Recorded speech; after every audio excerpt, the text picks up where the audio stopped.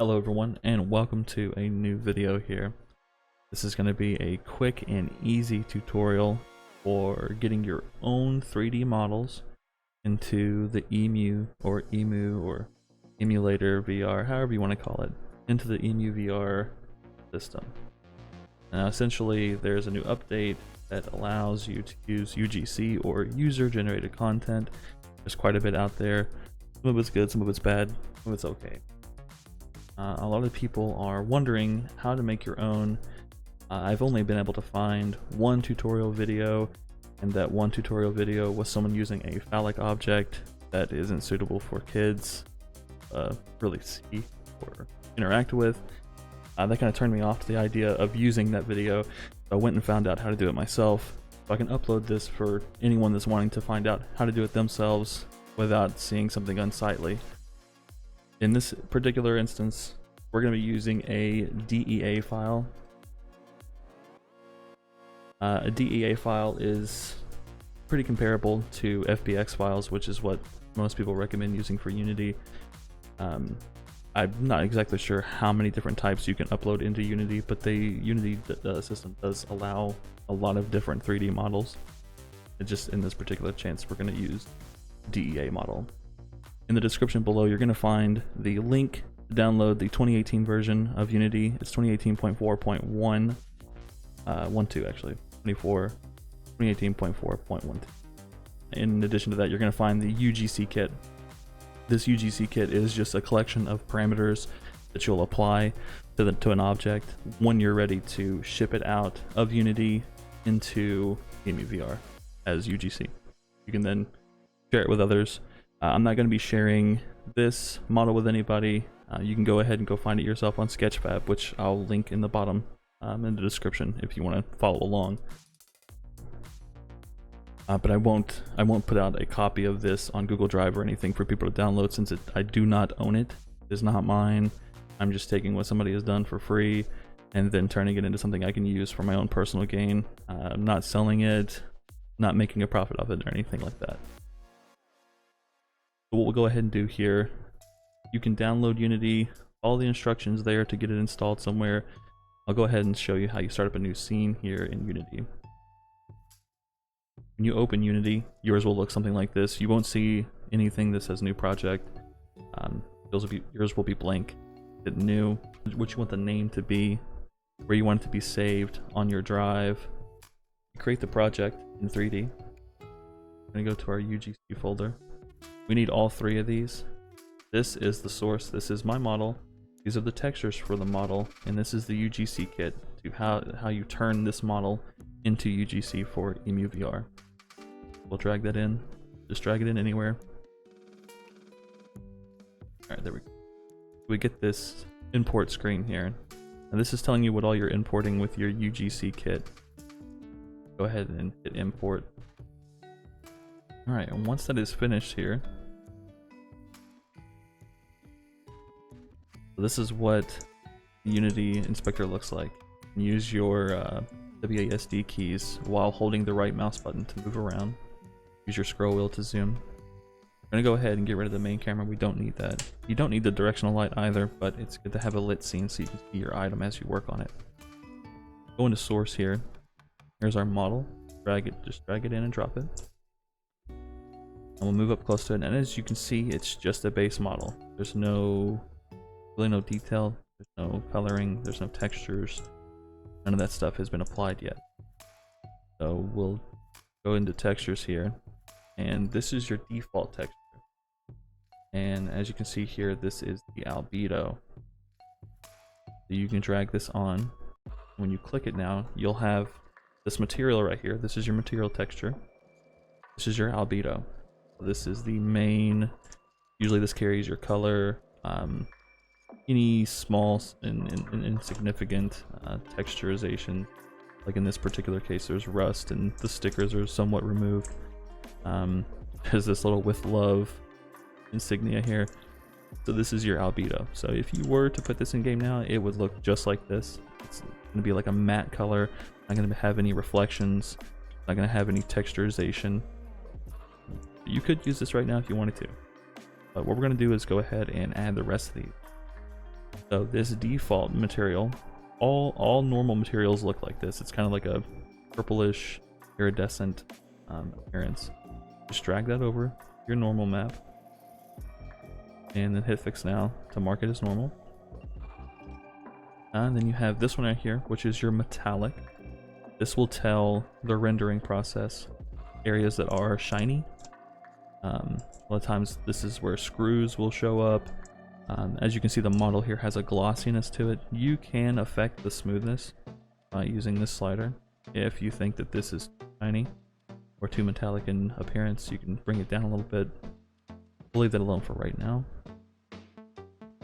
Here's your roughness texture.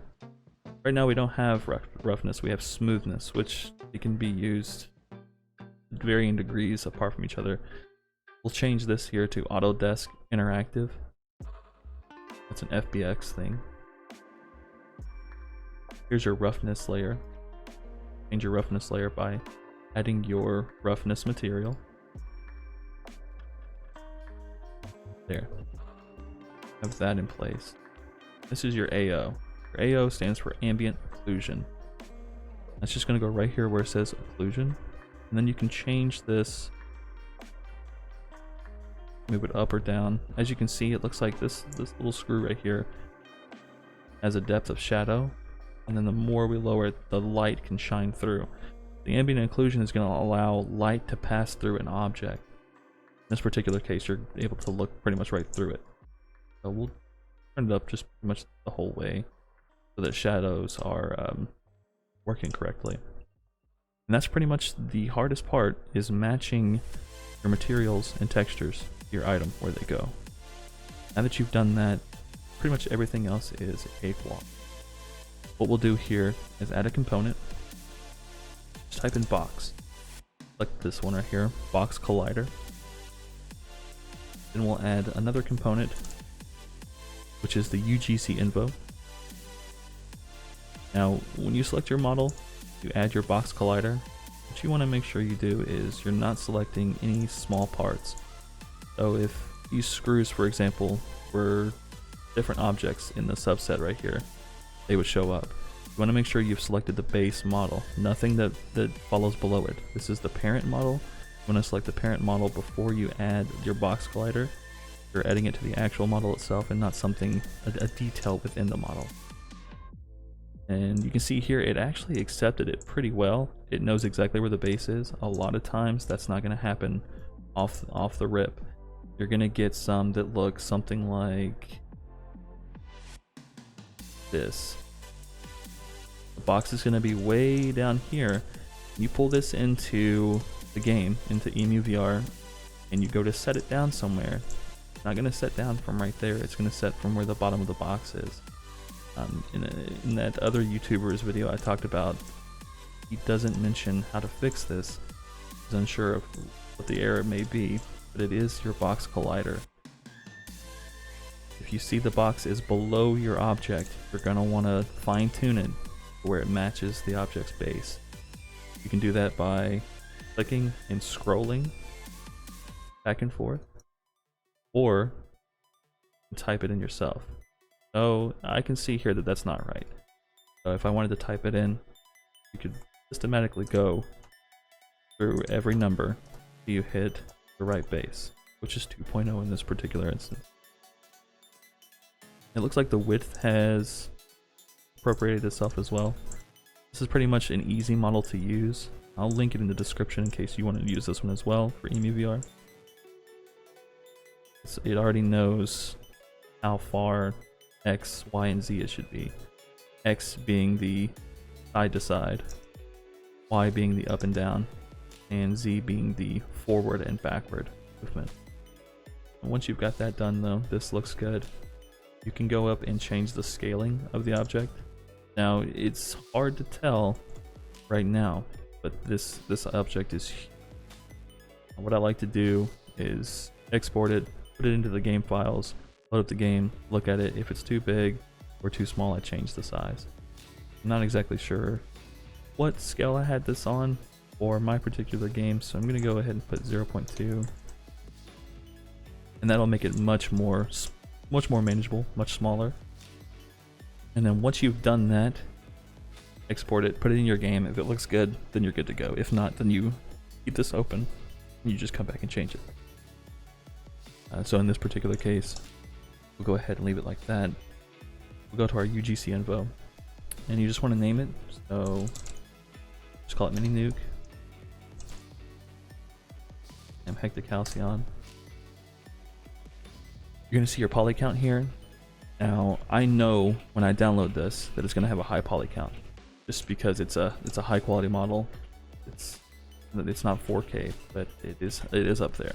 So this is something that's going to, unless you have a really strong computer, having a bunch of these is going to be a problem. So you want to keep your poly counts fairly low, unless you have a beefy enough computer that can handle it all. In this case, my computer's fine. I could have probably 200 of these in my game, and my computer is going to be fine with that. But just fair warning to anybody that may not have as strong of a computer. So we need to create the prefab asset. What this is going to do is bake it into its own asset here. So it's not a collection of textures, it's not a 3D model with textures assigned to it. It is a prefab asset where everything is put together as its own model. You can apply your changes. Change where you want it to download the image or the UGC file. I'm going to go ahead and set it to my tutorial folder here that I'm working out of. Then once all this looks good and you've applied your changes, go ahead and hit export UGC. Now that that's done, we'll switch over to EmuVR and I'll show you what it looks like in game. Alright, here we are in game. This is the desktop version. You hold the right mouse button to look around, hit tab, pull up your selection menu. Alright, and right here is our Mini Nuke. You hit X, grab it in desktop mode.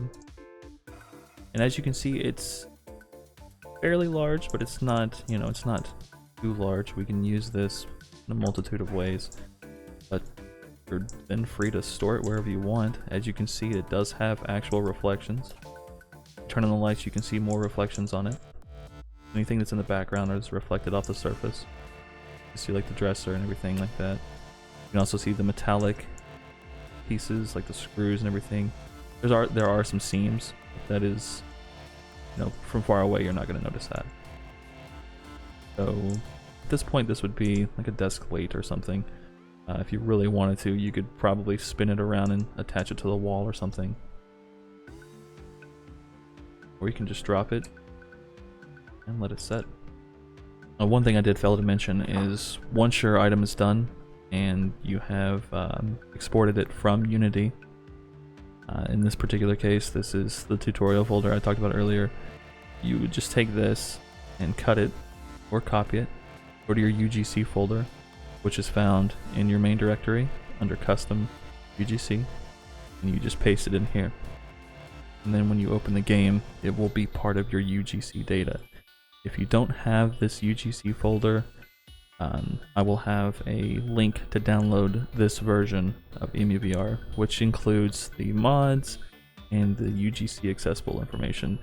The only UGC you'll have if you're just now doing this for the first time is a single Abra card, a Pokemon card of Abra, but that'll allow you to at least have that in your game. I don't have access to the Discord, so I don't have any of the other UGC items that are available. Just the ones that I found through different threads online and the ones that I've made myself. But I hope this tutorial helped you. Leave a comment if you need help with anything else or any questions that you may have. I'll try to get to you when I can. Peace.